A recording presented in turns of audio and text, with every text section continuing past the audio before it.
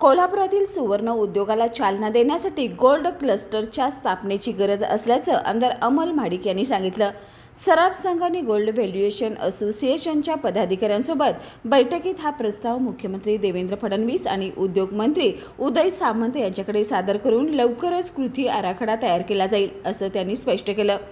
Gold क्लस्टरमुळे कारागिरांना सर्व सुविधा एकाच ठिकाणी मिळणार असून तंत्रज्ञानाच्या सहाय्याने दर्जेदार दागिने निर्माण होतील. सुवर्ण क्षेत्राला गती मिळवून देण्यासाठी हा उपक्रम वरदान ठरेल असा विश्वास महाडिक यांनी व्यक्त केला. बाळ, फ्रीजमधून श्रीखंड काढ ना. आम्ही पूर्वी घरीच बनवायचो श्रीखंड. त्याची चवच वेगळी होती. आता काय सगळं रेडीमेड. आजी, हे श्रीखंड खाऊन बघ.